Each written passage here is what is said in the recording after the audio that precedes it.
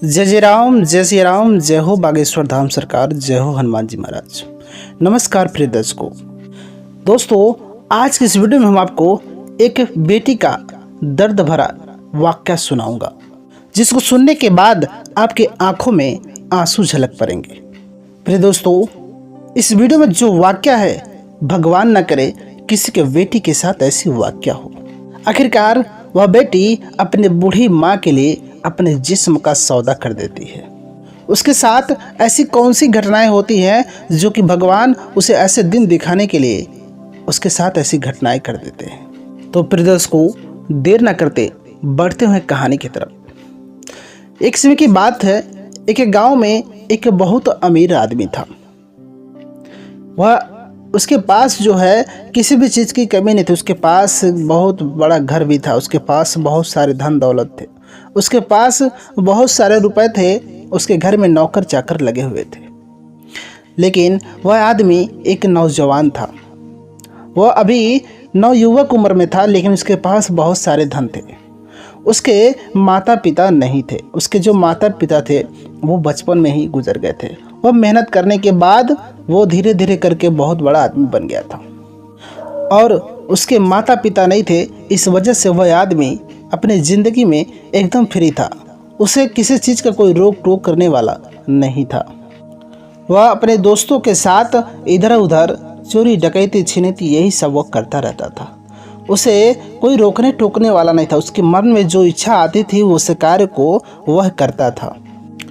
उसको जिस लड़की के ऊपर दिल आ जाए उस लड़की को टंगवा कर अपने घर पे लेकर चलाता था। ऐसे छिनैती डकैती इस प्रकार से हवस का शिकार तमाम तरह के वह गलत कार्यों को करता रहता था।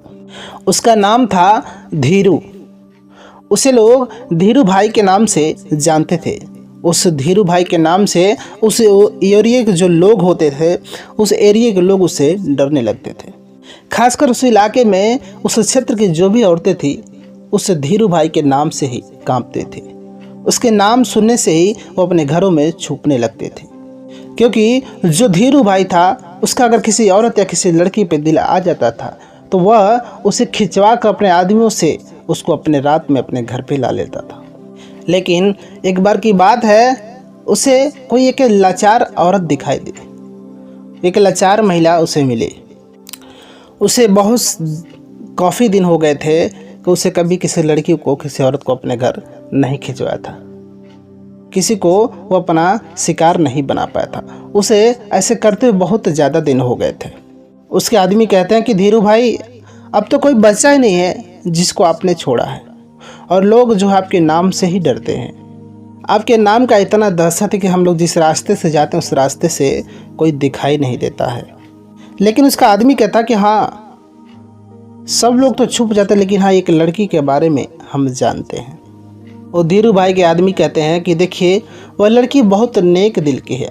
वह गंगा की तरह एकदम पवित्र है, लेकिन वह बेचारी बहुत लाचार है, बेसहारा है, मजबूर है, वह बहुत लाचार है। इसलिए हो सके तो तुम उसके बेसहारा, उस लाचारी मजबूरी का फ़ायदा उठा करके तुम उसे अपने घर पे बुला सकते हो। उसने कहा कि पहले तुम सब जा कर के कहो कि धीरू भाई ने तुम्हें बुलाया है। इसके कहने पर ये सभी लोग उसके दरवाजे पर जाते हैं, दरवाज़ा खटखटाते हैं, लेकिन वह लड़की दरवाज़ा नहीं खोलती है। वह अंदर से ही पूछती है कि आप लोग कौन है। बाहर से ये लोग कहते हैं कि मैं धीरू भाई का आदमी हूँ। बेचारी एकदम सदमे में ऐसे डर जाती है, सहम जाती है कि ये तो धीरू भाई के आदमी है, क्योंकि उस धीरू भाई का उस एरिया में बहुत नाम था। उससे लोग बहुत ज़्यादा डरते थे। और इस तरीके से वह कहती कि चाहे कुछ भी हो जाए, मैं दरवाज़ा नहीं खोलूँगी।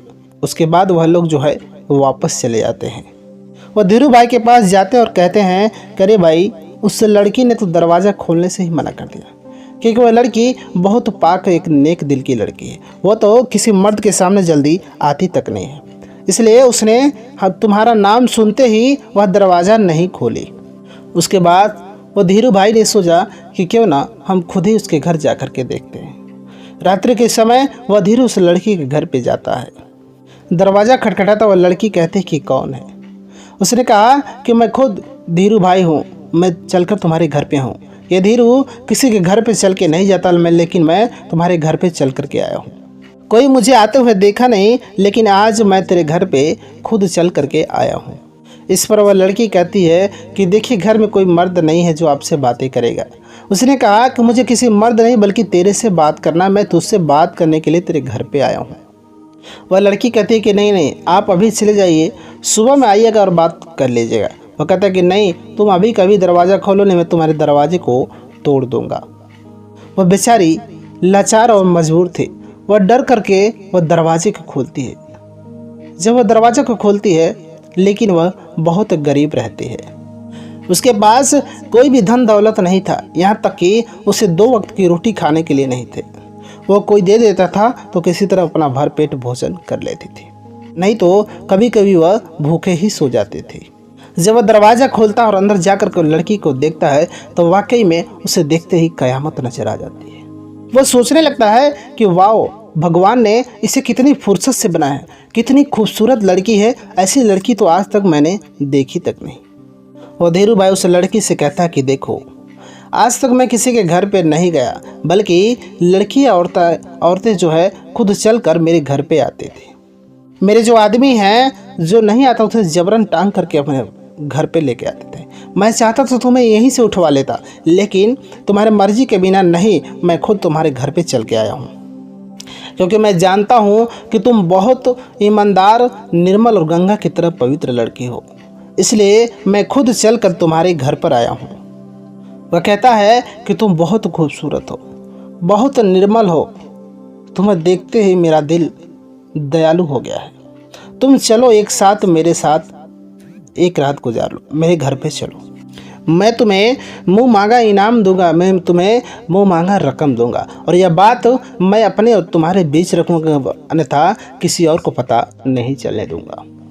वह लड़की कहती है कि नहीं नहीं, चाहे तो मेरे प्राण निकल जाए, लेकिन मैं इतनी गिरी हुई हरकत कभी नहीं कर सकती हूँ।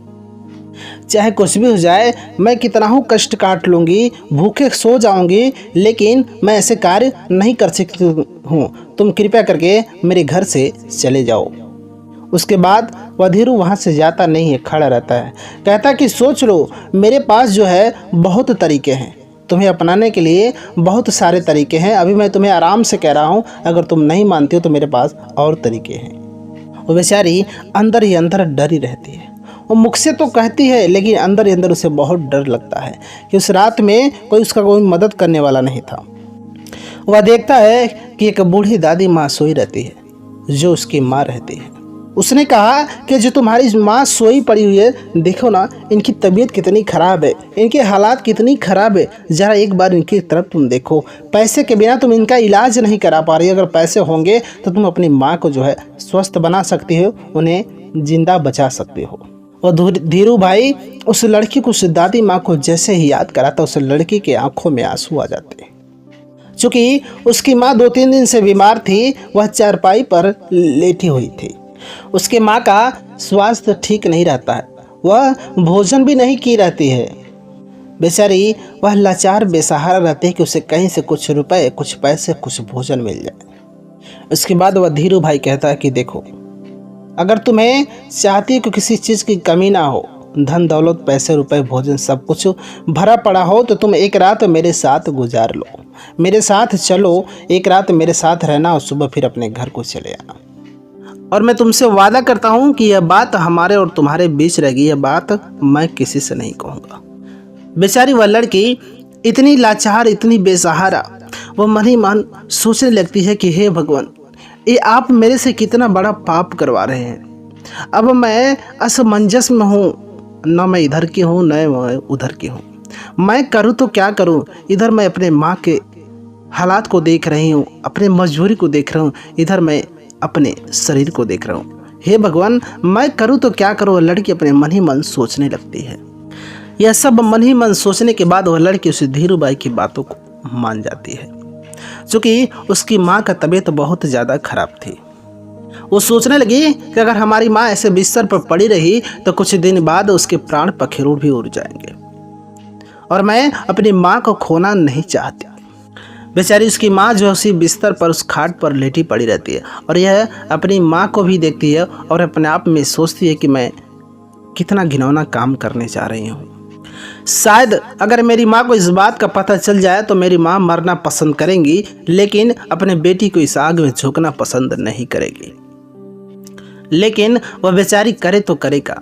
उसे अपने माँ से इतना प्यार था, वह सोचती थी कि मैं किसी भी तरह से अपनी माँ को बचा लूँ। इसलिए अपना घर चलाने के लिए, अपनी माँ का इलाज कराने के लिए वह धीरू के साथ जाने के लिए तैयार हो जाती है। रात्रि के समय वह धीरू के घर पे जाती है। धीरू के घर पे जाने के बाद उसके कमरे में जाती है। रात्रि में दरवाज़ा बंद हो जाता है। अब वह जो धीरू भाई था वो तो बिल्कुल खुश था, क्योंकि लड़की उठा कर नहीं बल्कि खुद चल कर आई थी और वह बहुत ही स्वतंत्र था, आज़ाद था। उसे किसी प्रकार की दिक्कत नहीं, इसलिए वह बहुत ही खुश था।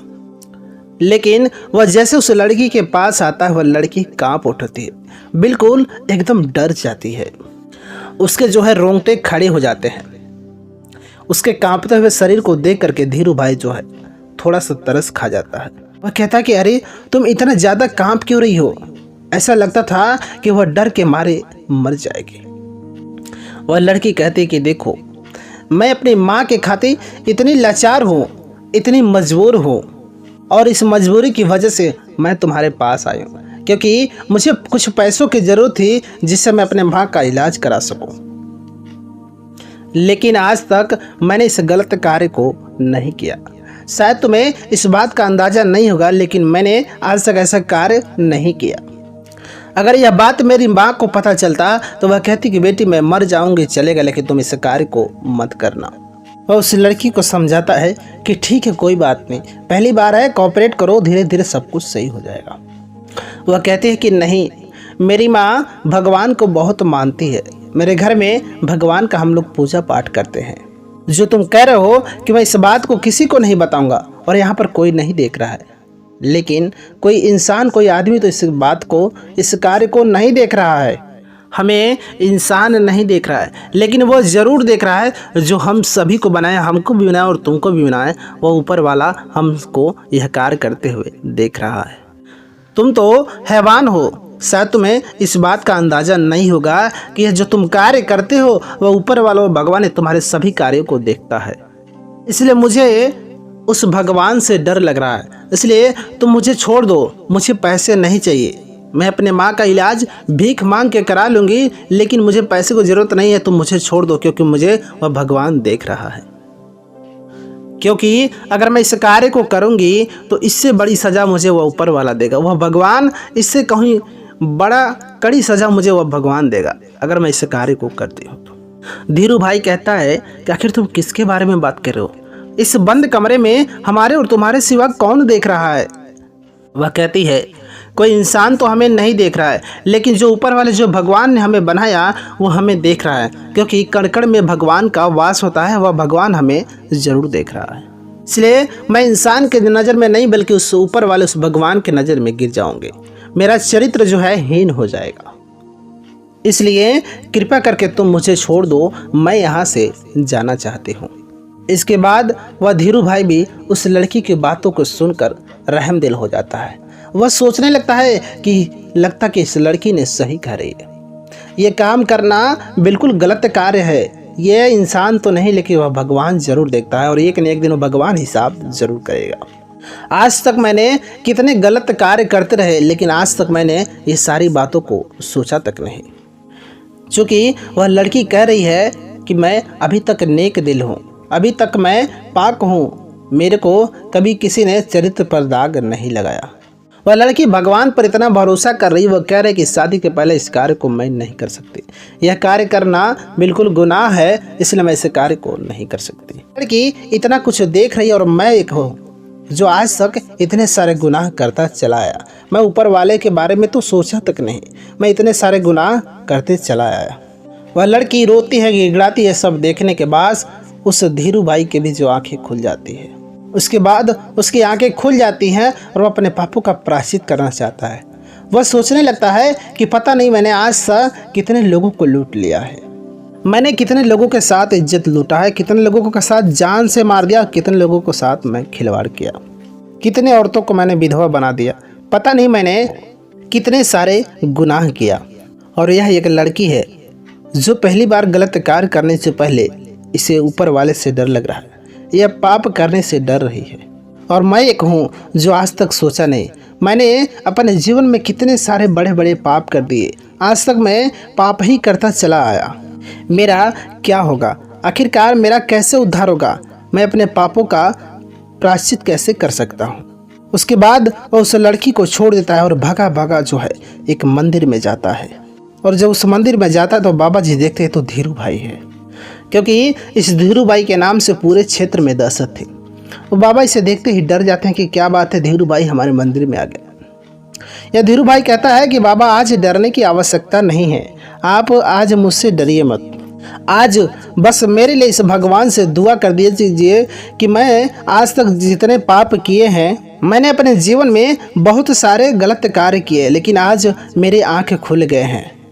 आज मैं भगवान से अपने पापों का प्रायश्चित करने आया हूँ और मैं भगवान से उम्मीद करता हूँ कि मैं इनके शरण में आ गया हूँ। आज से मैं कोई भी गलत कार्य नहीं करूँगा, भगवान मुझे माफ़ जरूर कर देंगे।